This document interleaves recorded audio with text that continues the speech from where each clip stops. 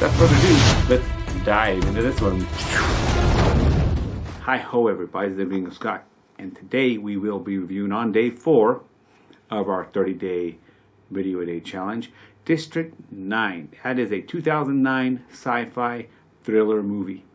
If you want to see more of these movies in my 30-day challenge, just check them out. I'll put them at the end of the playlist at the end of this video. So check those out, guys, if you want.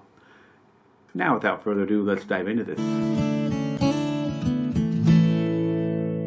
One day, if back in 2003 or something, all of a sudden, some huge alien spacecraft hovers over Johannesburg, South Africa. And it hovers there, and they're trying to figure out what's going on. They're flying their helicopters, trying to figure out. Nothing's happening, though. It's just hovering there, and it's really weird. At some point, something detaches from it, and it flies off. It causes a big upset, but the news is always reviewing it. You got the people who's like, we're going to be on site for 24 hours a day to figure this out. Then they can go to webcam, or I'm sure you can go to UFOWatch.com, and you can watch it hovering forever. It's that kind of thing where it's just a big deal.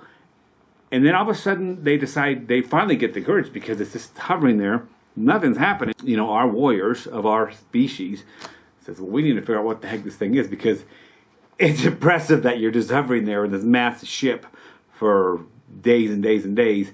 It's concerning what you're capable of. So let's go ahead and try to meet you. So they go there and they try to do some light stuff, and it doesn't work. So they finally fly up there, and they break into the ship using a welding gun, and they go in and they find that it is a ship full of slaves. It's a slave ship. And apparently the previous pilots or controllers or the leaders or the soldiers or whatever that were controlling the slave ship, they have taken off and left this, I don't know, thousands of slaves there for us humans to deal with, for South Africa to deal with. So what ends up happening is all these slaves get taken down. They're famished, they're starving, they don't have any food. It's just impoverished people. Yeah, it's aliens, but they're an impoverished people. So what basically ends up happening over where the mothership is, they end up taking all these people down, all these aliens down, and then they end up forming like a town, refugee camp kind of thing like that, underneath the mothership. And it's just really hard because these aliens are reproducing and growing and stuff. Enters the main character, who is the bureaucrat that's in charge of this refugee camp, massive refugee camp of these aliens. There's not a lot of interacting with the humans, but there's some, and just the politics with that, how you can imagine that would be with an indigenous population and an invading force or whatever interacting. So the main character is a super tool bureaucrat. But he understands them in a bureaucratic way really well, and they've made the decision now that they want to move all these aliens to a government facility that's more off away from the city. That way there's not all these politics occurring, and they're interacting with the regular people. They just want to move them off. And that's where we enter into this movie. And that's the basic setup of the movie. Trying to tell me in this movie, and maybe you guys can learn too, this guy, the main character, is a super tool. I mean, like, we've all met them. The super tool by the book bureaucrats. I mean, the guy knows the stuff, and he knows by the book intellectually all about these aliens. He has something happen to him that makes him have to be rejected by his tool-like ways of bureaucracy, and he's forced to get to know these aliens, because he thought he knew them. If you told him, he'd say, I definitely know these aliens. He doesn't know them like he could know them. And through this situation where he needs to get to know them more on a cultural level, on a personal level, you find out he didn't know crap about them. And what things in my life do I know on a surface level well enough, but I'm not really stopping to smell the roses? There's a lot of things like that. Maybe with me, it's at work, at the job I work at. I'm always interacting with customers. But how often do I stop and say, hey, I want to get to know you on a deeper level? And I don't do that.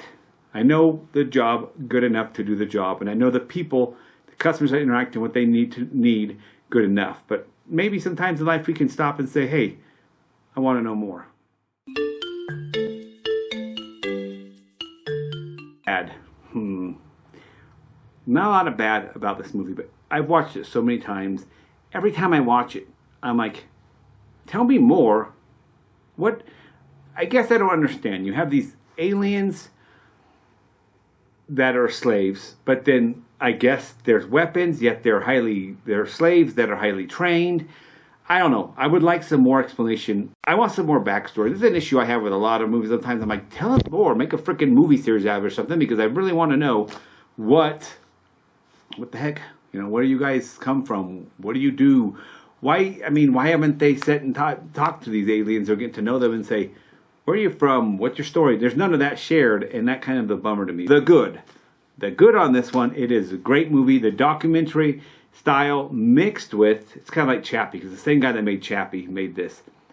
It's documentary mixed with regular movie, and so it's neat, because you got documentary, which makes you feel like you're further back from the action and the intimacy level, and then all of a sudden you switch to the movie, and all of a sudden it feels like you're, oh cool, I'm in there with them, checking them out. It's cool.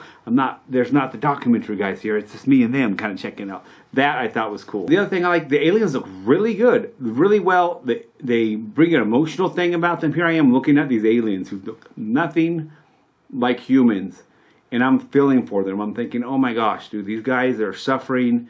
He's scared, or he's mad, or he's, trying to do whatever to survive. I don't know. They did really well. They look convincing. Their emotions are good on their faces and stuff. The special effects are great on this one. They look like they're really outside doing stuff. I mean, really, really well done. Really good movie. So before I give a scale of 1 to 10 of how much I like this movie, because obviously I liked it, please remember to like, subscribe, and leave a comment. But without further ado, I'm going to give District 9 a 8 out of 10. 8 out of 10. Peace, yeah, we